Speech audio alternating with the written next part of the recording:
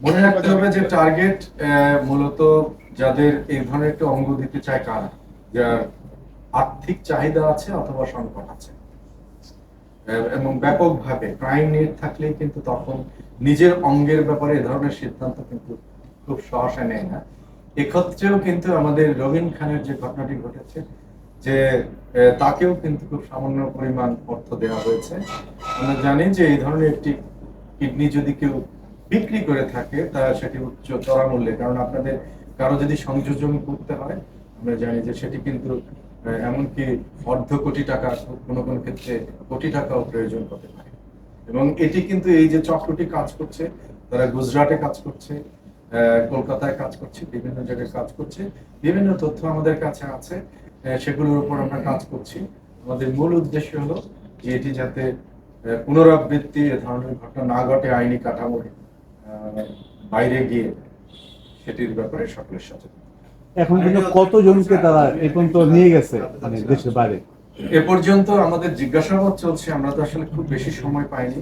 তবে একজন আমার কাছে যেটি বলেছে, আমাদের কাছে যেটি বলেছে, সে প্রায় 10 জনের উপরে করেছে, 10+, এবং তাদের প্রসেসিং এও এখনো 5-6 জন আছে বলে জানি।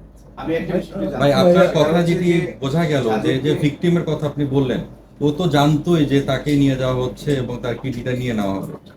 যেহেতু আপনি বললেন যে ঢাকায় তার টেস্ট করা হয়েছিল, সে সবই জানে। এটা যদি হয়ে থাকে, তার সাথে কত টাকার চুক্তি হয়েছিল এবং আসার পর হয়তো বা সেই টাকাটা দেন দরবার হয়নি, সে এসে মামলা করেছে। না, আমি একটু পরিষ্কার আমি আপনাকে একটু কারেকশন দিয়েছিলাম। আসলে ঢাকায় বা বাংলাদেশে এই বিষয়টি ডিসক্লোজ করা হয়নি।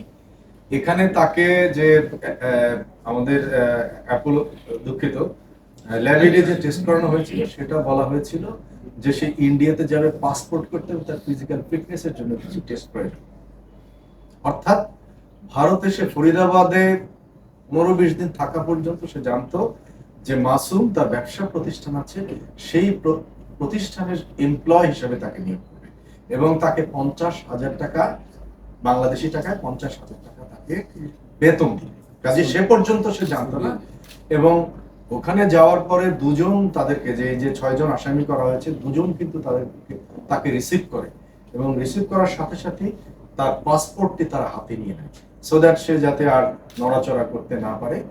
তো সেই কাজটি করেছে, কিন্তু তাকে কিন্তু প্রতারণা করা হয়েছে এবং তার সাথে তাকে বলা হয় যে এক ধরনের এই মানে পরিকল্পিত একটা পরিকল্পনার অংশ হিসেবে থাকছে। কিন্তু পরবর্তীতে তাকে মোটিভেট করা হয়েছে এভাবে যে তোমার ফিরে যাওয়ার কোনো পথ নেই, তারপরে তুমি যদি যেতে চাও এই, আর তুমি আটকা পড়ে গেছো, এখন যদি তোমার একটা পথ আছে যে একটি হার্ট, একটি লিভার দিয়ে মানুষ চলে, একটি কিডনি দিয়েও মানুষ খুবই স্বাচ্ছন্দ্যে চলে, এবং তার মধ্যে তারা একজন কিডনি দেয়া লোক, ইয়াং ম্যান, তাদের টিমের মধ্যেও আছে, তাদের টিমের একজন এভাবে কিডনি দেয়া, তাকে দেখিয়েছে যে দেখো। সে পরবর্তীতে সে বাস্তবতার কারণে অথবা তার এই ধরনের কাউন্সিলিং এর কারণে কোনো একটা স্টেজে সে রাজি হয়। কারণ আসলে কিডনি যে নেওয়া হবে এটি পুরোটা বুঝতে বুঝতে কিন্তু তাকে, সে গুজরাটে গিয়েই সে বুঝতে পারছে, যখন তার আর কোনো ফেরার পথ ছিল না। মোহিত ভাই, এই গুজরাট কিংবা কলকাতাতে যেহেতু এই চক্রটা যাচ্ছে, ওরা কত টাকায় এই কিডনিটা ওখানে বিক্রি করে, এবং এই বাংলাদেশে এই যে 10 জনকে তারা নিয়ে গেছে কত টাকা দিচ্ছে মানে পার পার্সন? আচ্ছা, এটির ব্যাপারে আমরা কথা বলেছি। এটির ব্যাপারে ওরা বলছে যে এটি ফিক্সড প্রাইস নেই, এটি আলাদা। তার কারণ যেখানে নিবে, যে ক্লায়েন্ট, যার প্রয়োজন, যাদের জন্য নিবে, তাদের আর্থিক অবস্থা বা তাদের এগারনেস, তারপর অনেক কন্ডিশনের উপরে এটির প্রাইসটা নির্ভর করে।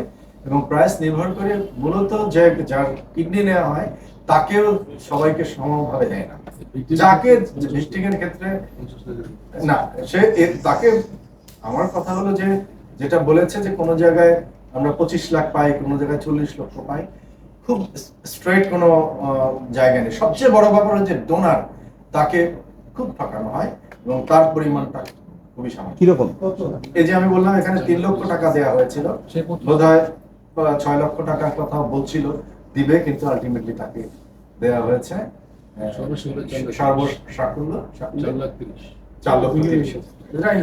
যাই হোক, ভেঙে ভেঙে দিয়েছে।